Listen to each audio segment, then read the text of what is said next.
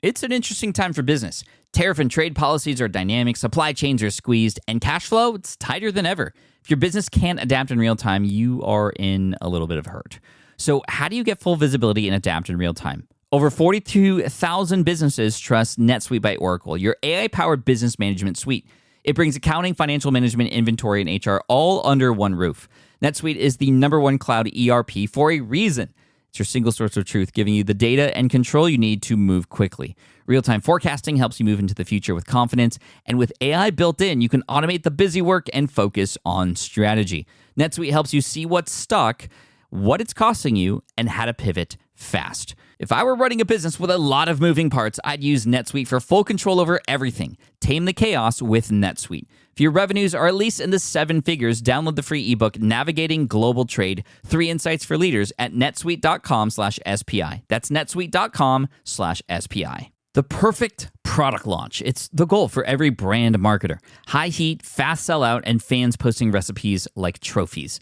What do Sydney Sweeney's soap drop, Taylor Swift's tickets, and your next launch have in common? Well, they're not bought, they're bragged about.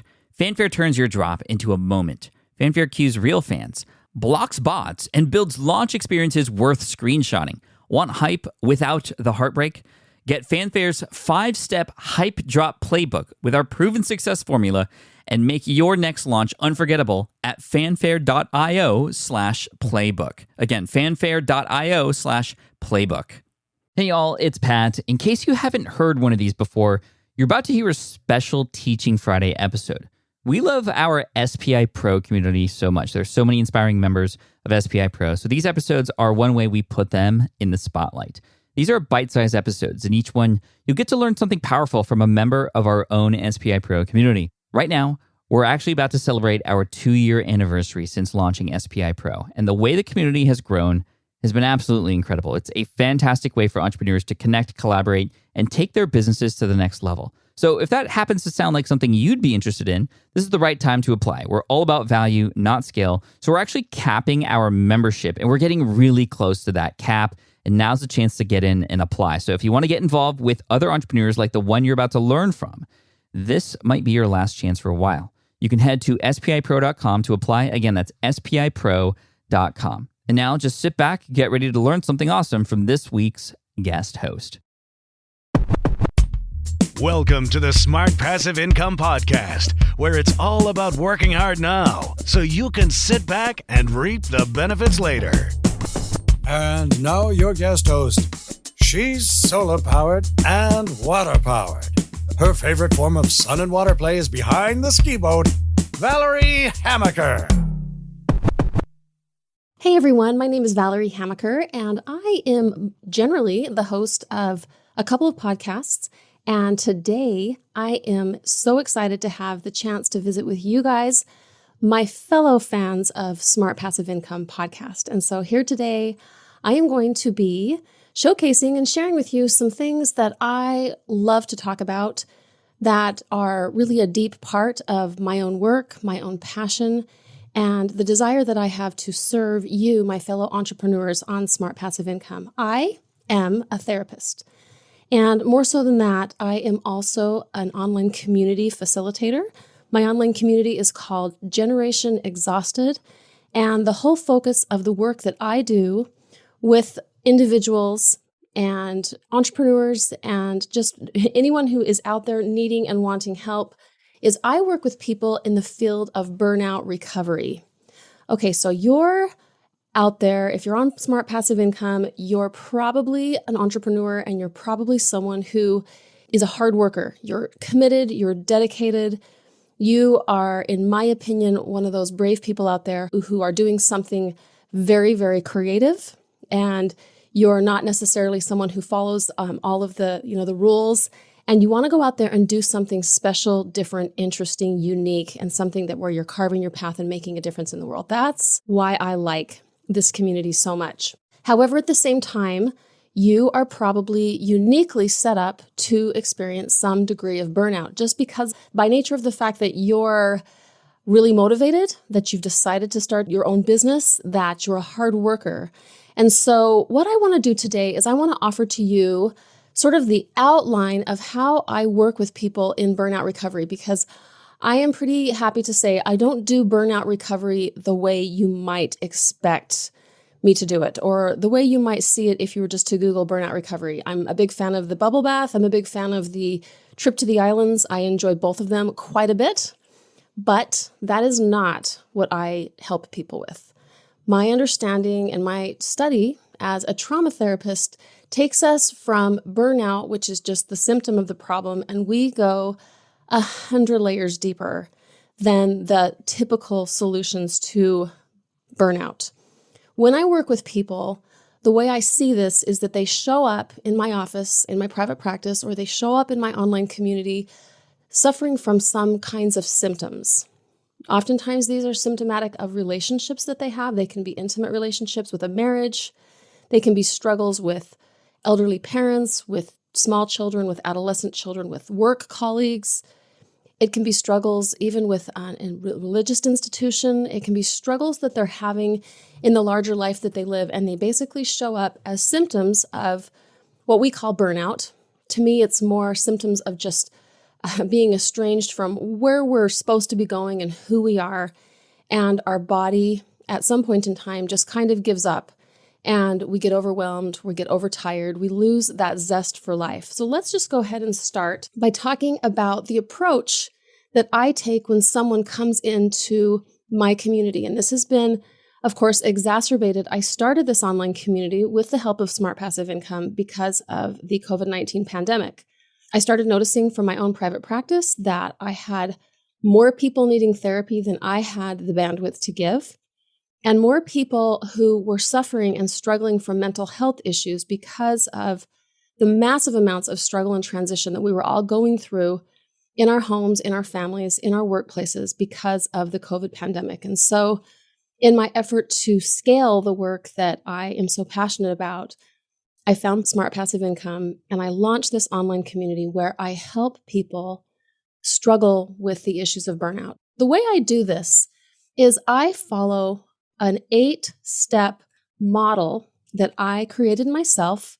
Visually, it looks like an octagon, and it is 8 steps that we take to go from the beginnings of, so people show up exhausted, overwhelmed, tired, really not feeling emotionally, spiritually, mentally, psychologically well, and they want help.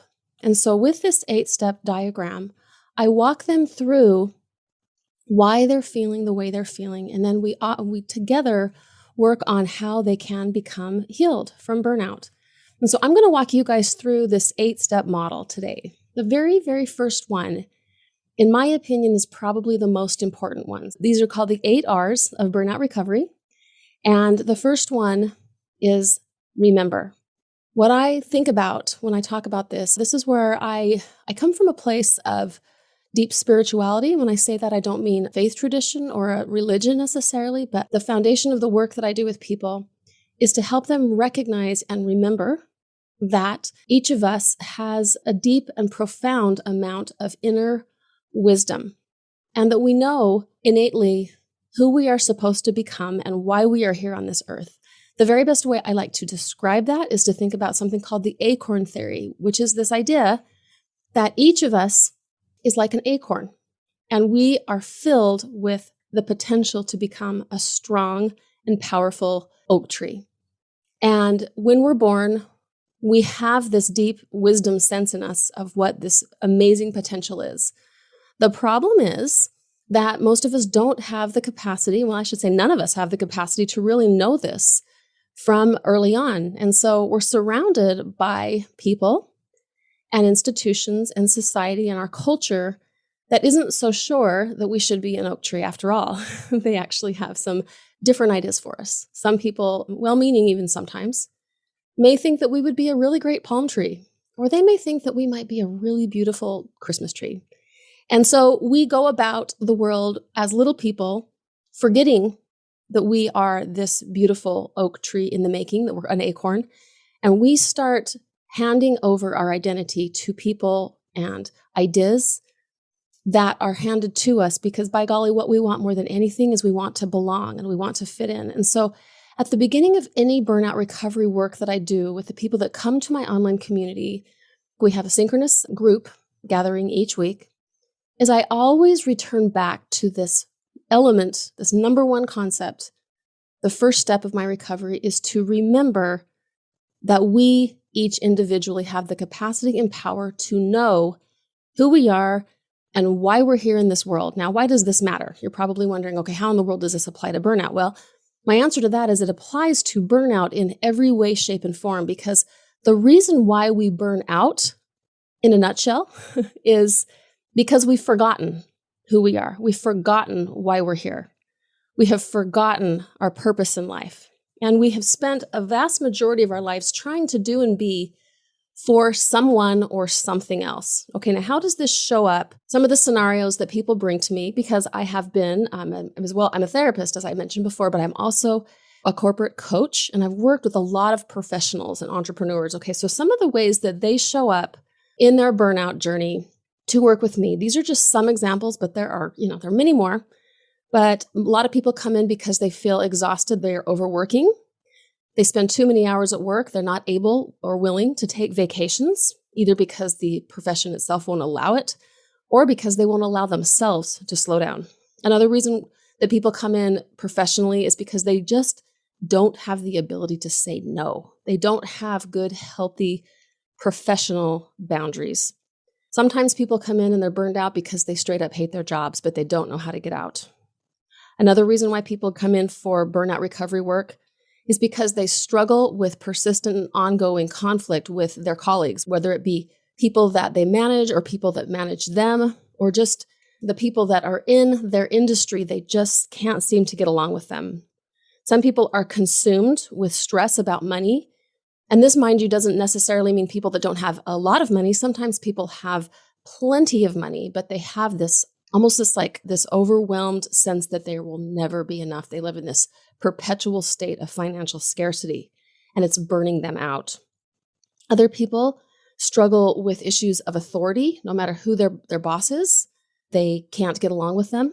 Some people have struggles with personal organization. Some people cannot complete deadlines, and they feel an enormous amount of anxiety, no matter what the responsibility is.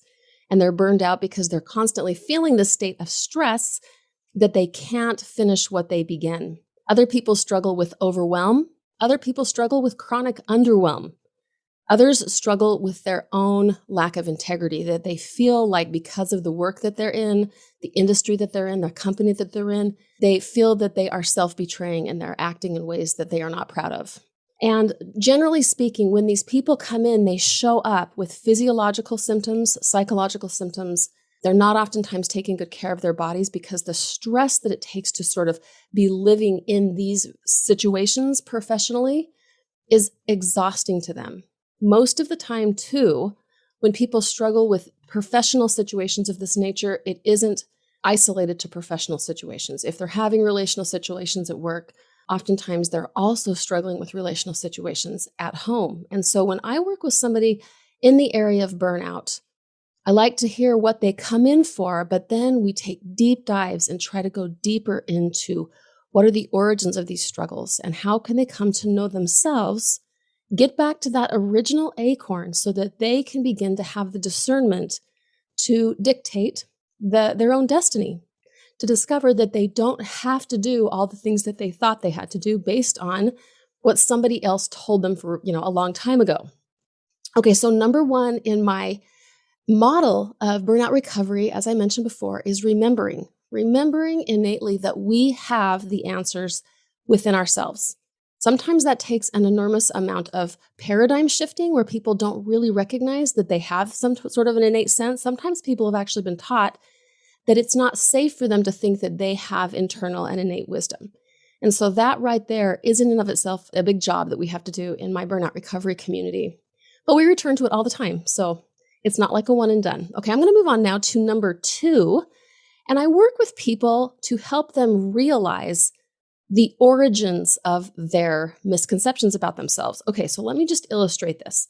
I'm going to use one burnout example, and I'm going to carry it all the way through the 8 steps. Okay, so I'm going to just talk about somebody who in the professional realm is a yes man, somebody who just can't say no. They can't make boundaries. They work too long, they work too hard, they take on responsibilities that are not theirs to take, and they're just constantly exhausted. And they feel like their life is very, very out of balance. And so they come into me and they say, these are my problems. This is what's going on. I'm burned out. Can you help me? So at the very beginning, of course, we begin with the foundation of remembering their innate capacity to heal, that I'm not their guru. I'm not going to tell them what to do or how to fix this thing, but they are going to begin to cultivate their own wisdom self, that they're going to come back into contact with that true self who knows exactly who they are and what they're here in this life to do, professionally and otherwise. Then we start realizing what it is in their childhood stories and who those most important relationships are that led them down the path of feeling incompetent or unable to say no. So what we'll do, and this is where my training as a trauma therapist comes in handy, is we start to realize that we are all the product of our culture. Our culture meaning our parents, our grandparents, our aunts and uncles, our siblings, our cousins, our neighbors, our school teachers, our bus drivers, our soccer teams. We are all the product of our churches, of the government around us, of the year where we were born, of the things that we watched on TV and listened to on the radio, of the YouTube videos we watched, that we are all the combination and the construction of a massive amount of data that comes in. And we have to start realizing that that's when we began to get lost, is when we began to sort of take in all of this data that told us who we were supposed to become, what we were supposed to look like, how we were supposed to behave, what schools we're supposed to go to, what it meant to be okay, especially in our own little family and community tribe. So in the case of someone who says, I can't say no, this is when we start moving into realization. Where did you learn that you couldn't say no? Where did this come from? Because there are others out there that can say no all the time, and they don't have that struggle. Now they'll have another struggle, but your struggle is unique to you, and this is what is burning you out professionally. Where did you learn to not say no? An example of someone's response may be, and this actually just came up in my online community a couple of weeks ago, is one woman said to me, I had a mother who never said no, and she always taught us that that was the appropriate way to behave. That was how someone was supposed to live, is they were supposed to be so self-sacrificing that saying no meant that they were selfish and that they were bad. If we go into my step number 2, is we begin to realize what we have been downloading outside of our consciousness, sometimes beginning way back into our early childhoods. Before we even have conscious memories, we're downloading all sorts of information about what it means to be acceptable in our tribe. So number 1 in my 8-step model is to remember our innate wisdom. Number 2 is to realize, where did we come by these crazy ideas that are getting us stuck and keeping us and burning us out?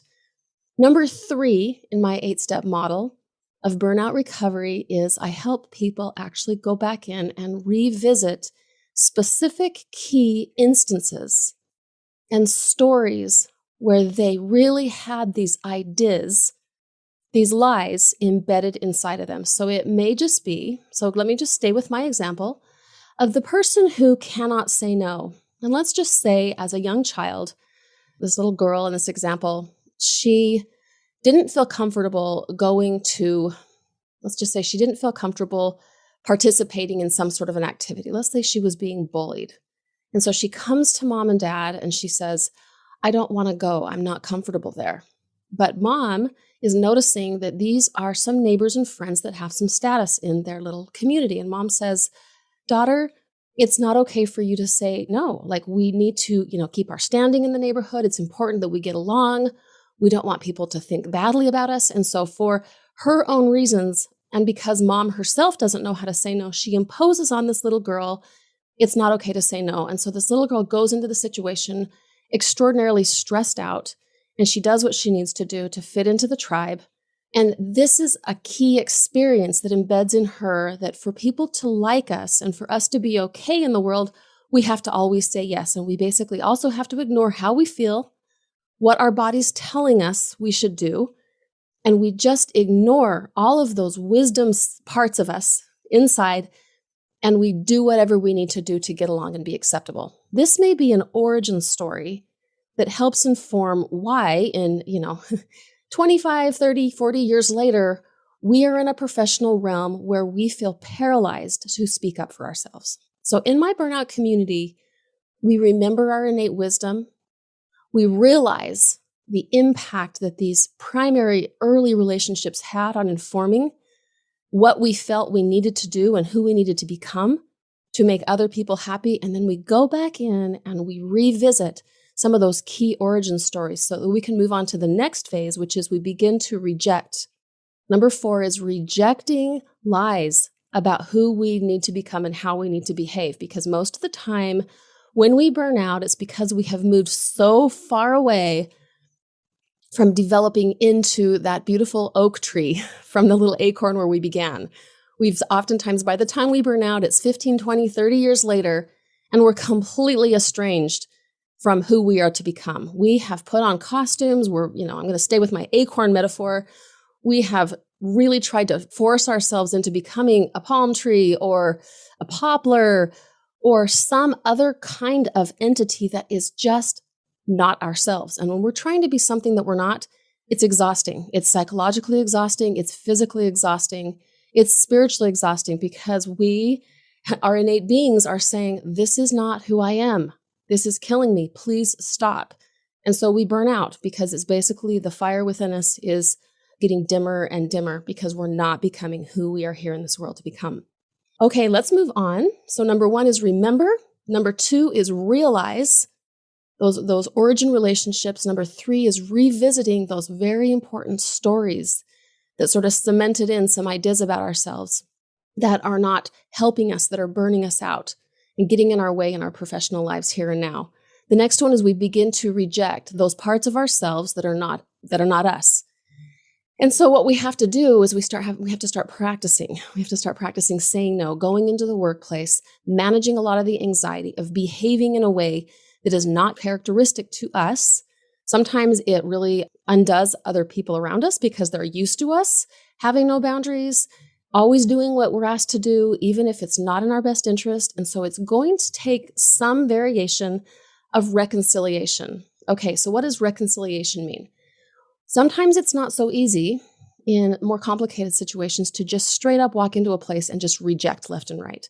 Sometimes it's not even actually appropriate. We have to sort of live in the nuances. We have to recognize that in the professional world, even if we aren't comfortable doing every single thing that other people want us to do, sometimes there are some things we do need to do, and that it may not have anything to do with origin stories or childhood, but we have to just sort of learn how to discern the right amount of no and the right amount of yes.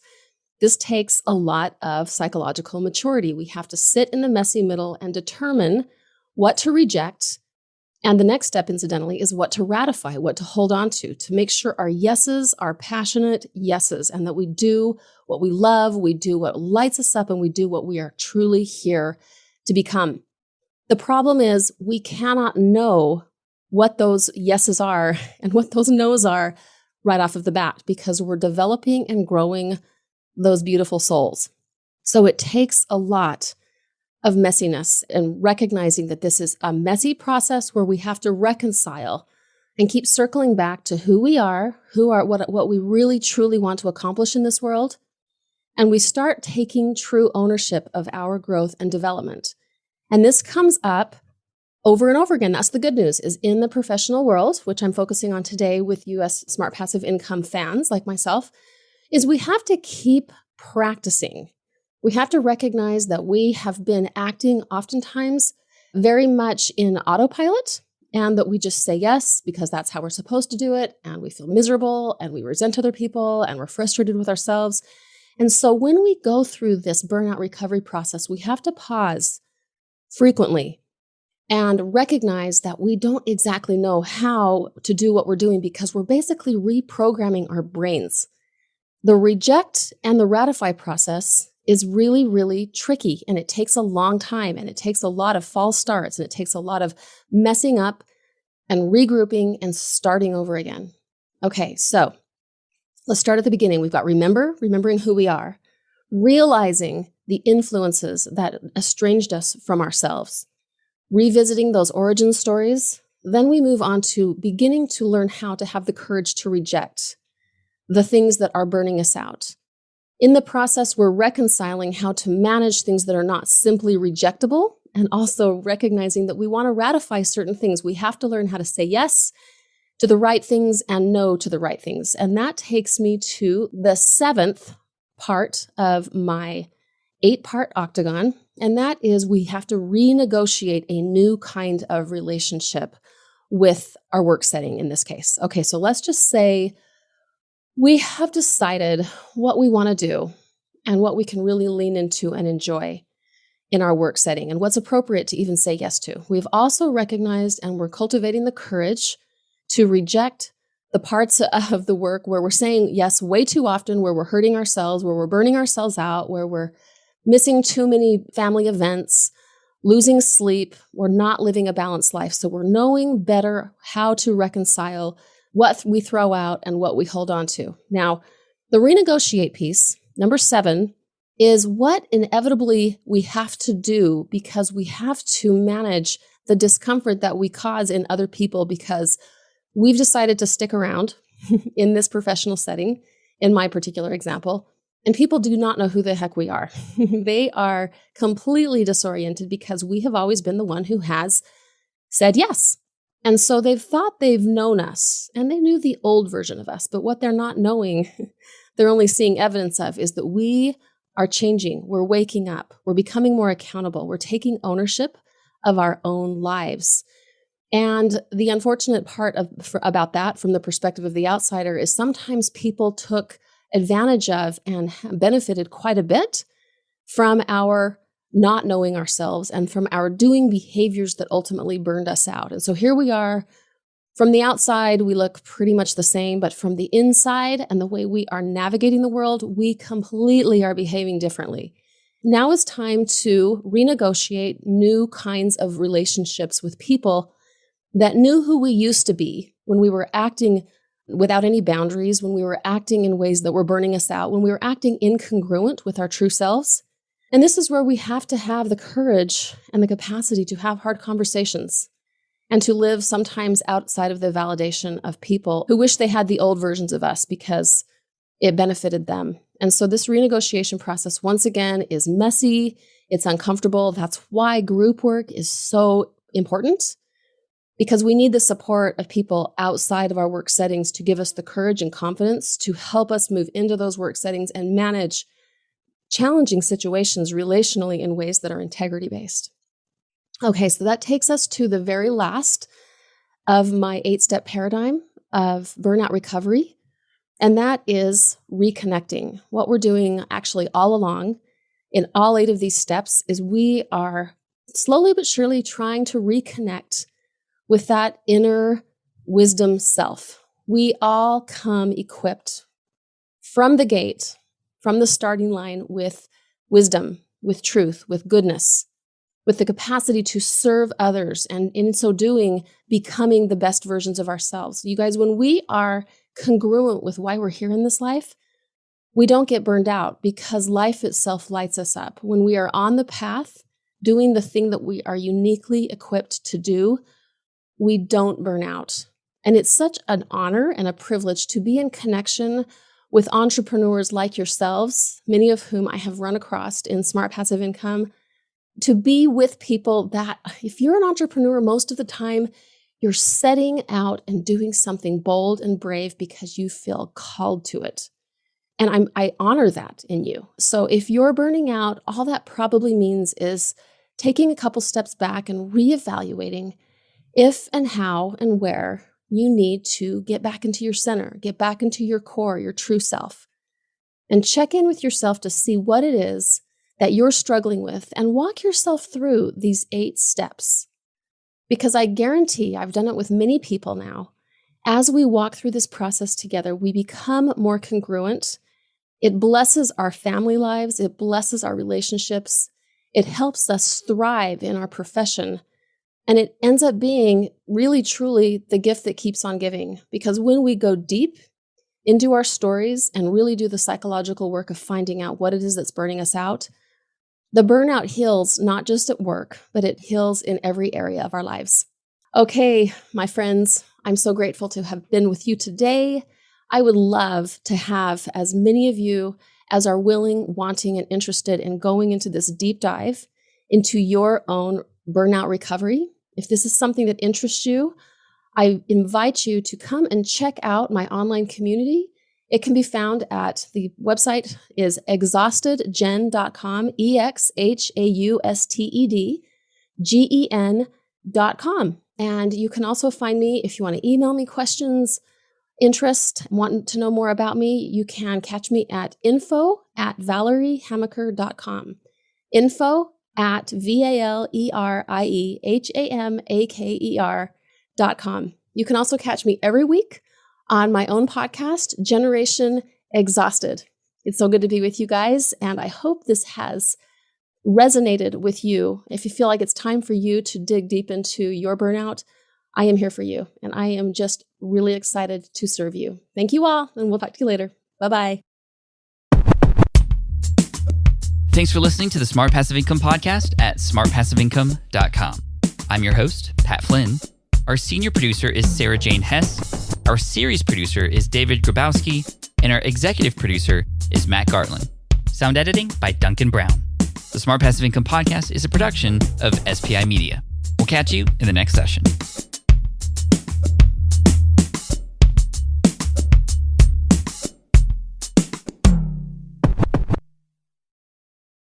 Hey, fellow podcaster, does this sound like something you've experienced? You record your podcast episode on one platform, download the files, edit in another app, then fire up a different tool just to create these social clips?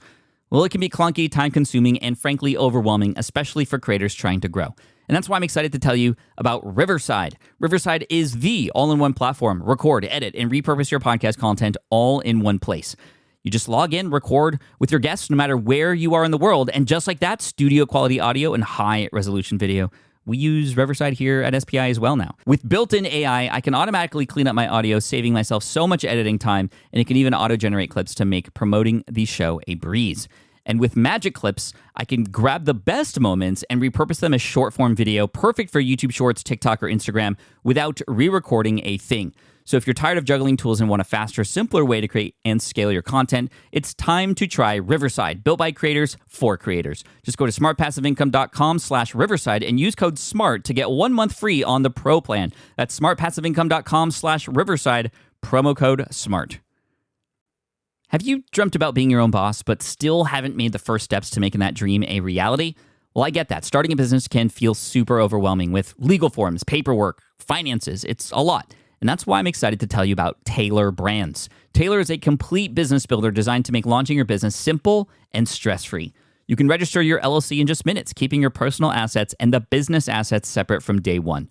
From there, you get access to everything you need to get off the ground. Legal documents, licenses and permits, invoicing and bookkeeping tools, and even a 100-day business coaching program, all designed to help you hit the ground running.